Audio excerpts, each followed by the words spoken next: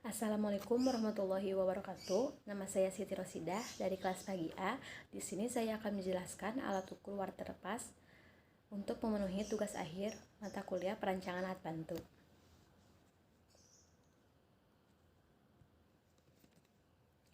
Konsep umum alat ukur. Yang pertama, operasi dan daya guna dilihat dari unsur-unsur fungsional sistem alat ukur. Kedua, karakteristik statis dan dinamisnya. Unsur-unsur fungsional alat ukur atau sistem pengukuran secara umum meliputi unsur penginderaan primer, unsur pengkonversi, unsur pengubah, manipulator, pengubah unsur pengiriman data, dan unsur penyaji data dalam bentuk oleh indera manusia. Jenis alat ukur kimia contohnya buret, berfungsi untuk mengukur volume yang keluar dari alat gelas. Alat ukur listrik contohnya voltmeter adalah alat ukur yang digunakan untuk mengukur benda, potensial, dan tegangan listrik dari dua titik potensi listrik.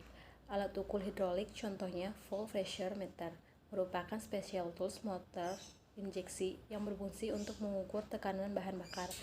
Alat ukur magnet contohnya gauge meter atau magnetometer adalah alat yang digunakan untuk melakukan pengukuran medan magnet yang ada pada suatu benda. Alat ukur mekanik, contohnya mikrometer atau biasa disebut mikrometer sekrup, adalah alat yang digunakan untuk mengukur benda-benda berukuran kecil atau tipis, atau yang berbentuk pelat dengan tingkat presisi yang cukup tinggi. Alat ukur optik, contohnya waterpass, termasuk ke dalam alat ukur optik yang berfungsi untuk mengukur benda tinggi dan satu titik atau lebih. Penggunaan waterpass saat ini sangat luas. Alat ukur pneumatik, contohnya manifold gauge, merupakan alat ukur pneumatik yang berfungsi untuk mengukur tekanan refrigeran AC.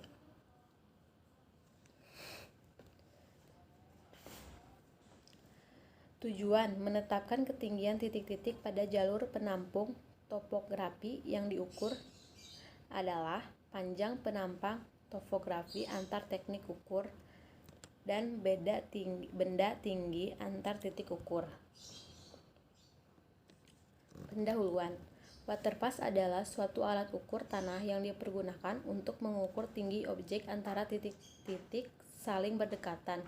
Tinggi objek tersebut ditentukan dengan garis-garis visir, sumbu terpotong, horizontal yang ditujukan ke rambu-rambu ukur yang vertikal. Pada penggunaan alat ukur waterpass selalu harus disertai dengan rambu ukur.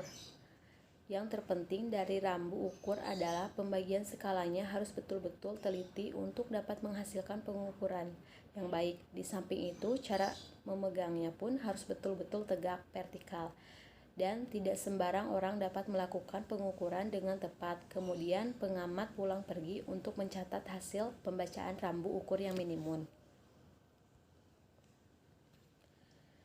Jenis pengukuran waterpass.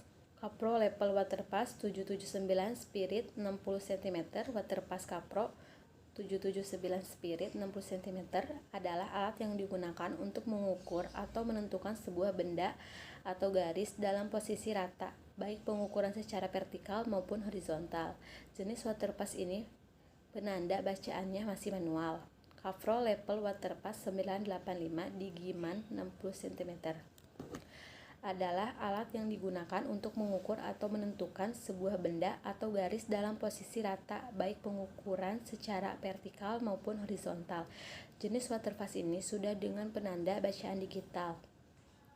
Kapro level waterpass 830 32 kali auto level waterpass. Kapro 833 2 kali auto level biasanya digunakan untuk kepentingan proyek-proyek yang berhubungan dengan pekerjaan tanah, seperti mengecek ketinggian dan kemiringan jalan, mengecek ketinggian penulangan agar tidak melebihi tinggi rencana.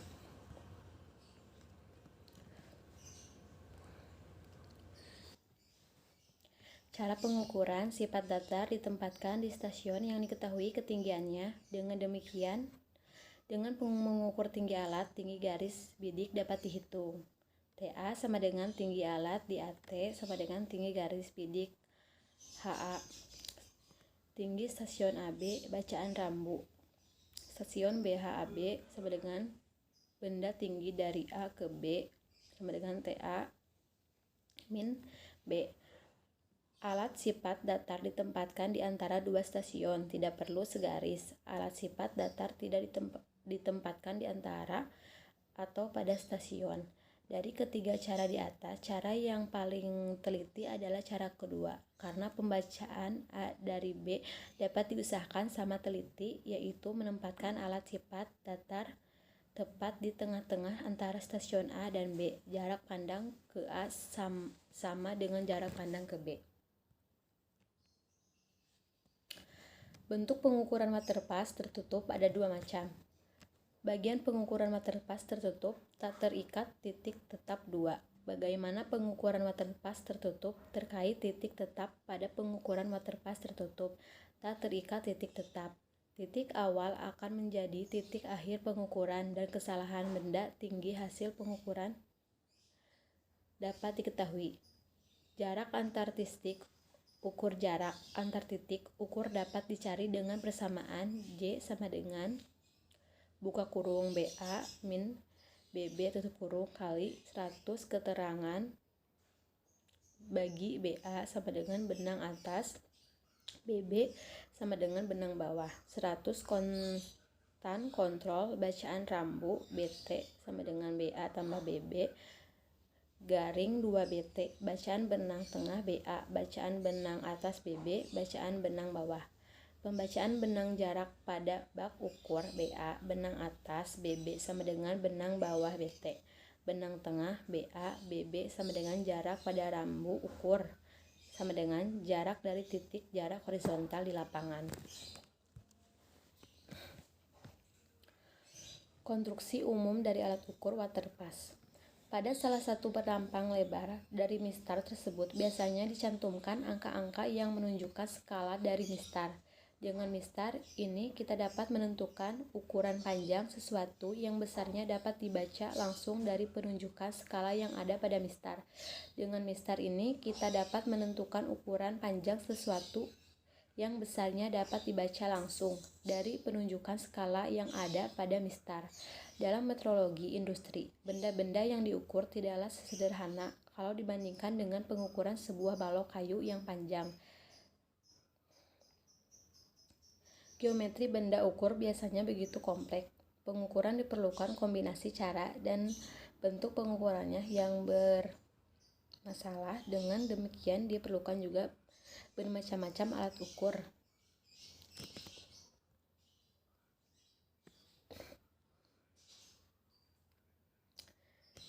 Terima kasih, cukup sekian.